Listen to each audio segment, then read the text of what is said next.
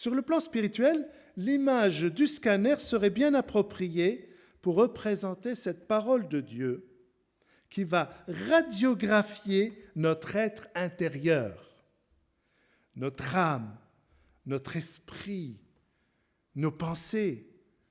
Ce scanner dévoile au fait notre véritable nature. C'est une façon de dire « je permets à la parole de Dieu de me reprendre ou de me laisser toucher par elle afin de changer de comportement, d'attitude vis-à-vis de moi-même, de mes proches, de mes frères et sœurs dans la foi, de mes collègues de travail et de mon voisinage. » Si l'on se dit chrétien, né de nouveau, forcément, cette Bible va produire un effet d'une manière extraordinaire dans notre vie. Est-ce que vous le croyez? J'ai déjà entendu quelqu'un me dire « Oh, la Bible ne me fait rien, ne me touche pas du tout. »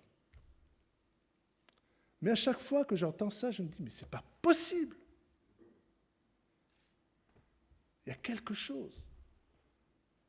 C'est peut-être qu'il y a un problème dans son cœur, dans son âme, parce que cette personne ne la reçoit pas dans son cœur. Alors qui peut prétendre que la Bible ne fait rien en lui? À moins d'avoir un sérieux problème avec la conversion, point de départ pour se laisser transformer par elle. La Bible est le oui et le amen. Encore une autre image intéressante. La parole de Dieu comme une épée, ça je l'ai dit tout à l'heure, comme une arme offensive et défensive. C'est dans l'Épître aux Éphésiens que nous trouvons cette image de l'épée comme une arme. Éphésiens 6, 17.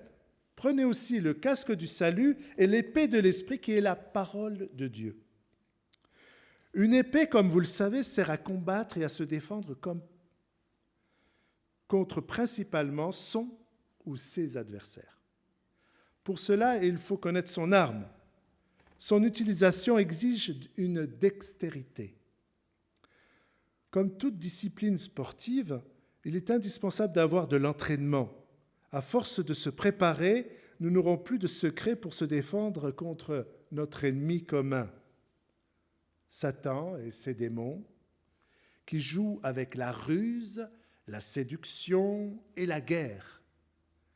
N'oublions pas que notre combat peut aussi se livrer au niveau de notre propre volonté, de notre chair, en parlant de notre vieille nature.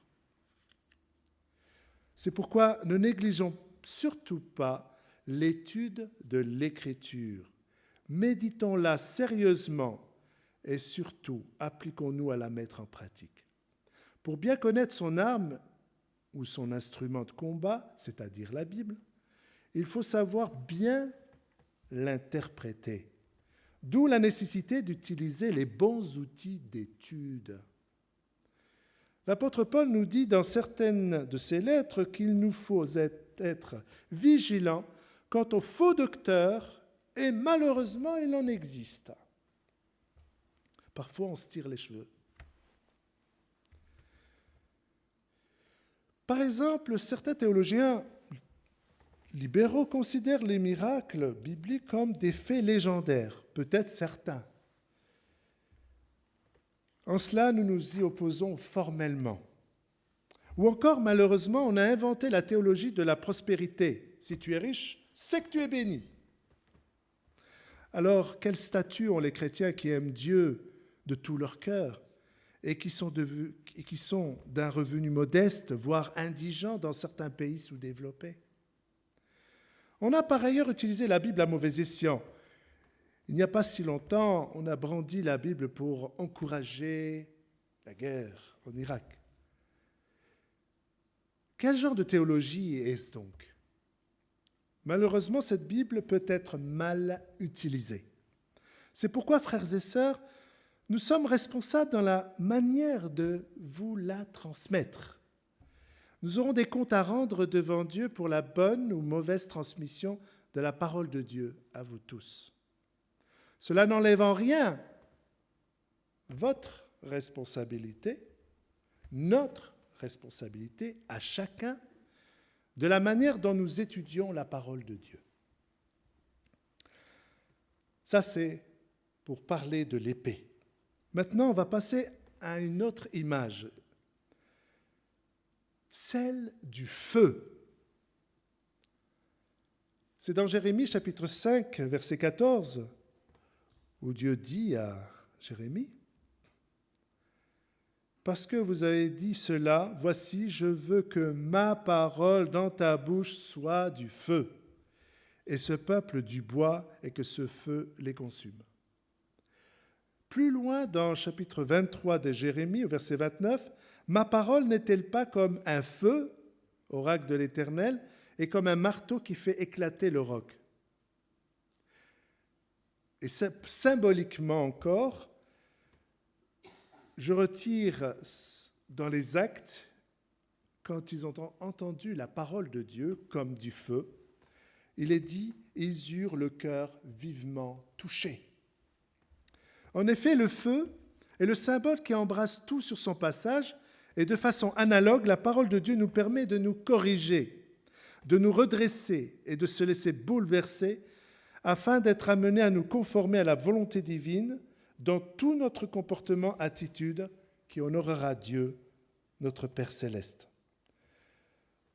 C'est aussi un feu doux. En effet, en étant touchés, combien cela nous fait du bien à notre être tout entier.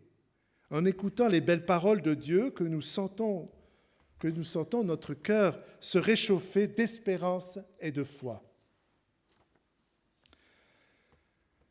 Comme par exemple l'espérance de notre salut éternel, les noces de l'agneau, la récompense, la nouvelle terre et de nouveaux cieux. Quelle merveilleuse espérance nous attend dans un avenir certain.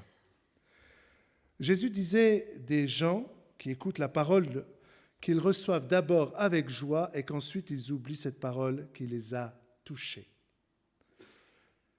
C'est aussi un marteau.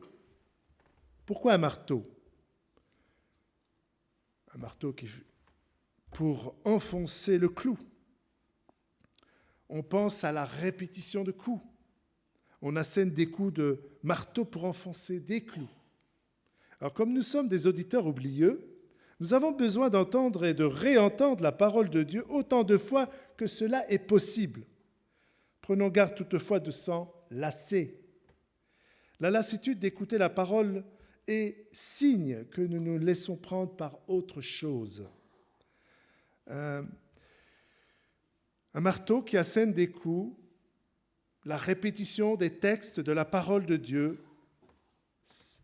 Et si notre cœur est bien ouvert, eh bien nous nous laissons modeler par elle. Le forgeron frappe le fer en fusion avec son marteau pour former son outil à sa convenance.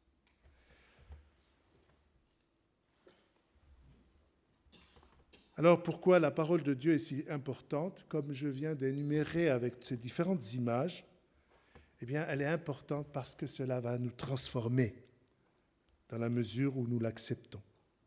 Alors pour comprendre de la manière la plus simple quelle en est la raison de son importance, il suffit de reprendre toutes les comparaisons imagées en relation avec la parole de Dieu. Pour résumer, donc je vais bientôt terminer, pour résumer, la parole de Dieu est semence en vue de produire du fruit, elle est nourriture par la représentation du pain, elle est une épée en vue de se défendre contre les assauts de nos ennemis divers, elle est un feu pour ôter les scories de notre vie en vue de nous corriger, de nous redresser et de se laisser bouleverser pour une vie conforme à sa parole. Elle est aussi un feu doux pour être en contact de sa chaleur, de l'espérance, qui nous fait du bien. Elle est un marteau pour rappeler les enseignements du Christ de façon continue et de nous modeler à la ressemblance du Fils de Dieu. On pourrait rajouter la symbolique du miroir qui nous révèle ce que nous sommes vraiment et la lampe qui éclaire sur notre chemin.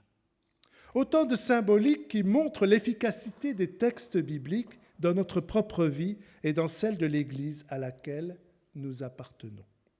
Cependant, pour que cette parole trouve son lieu dans notre vie, elle a besoin de trouver un terrain adéquat.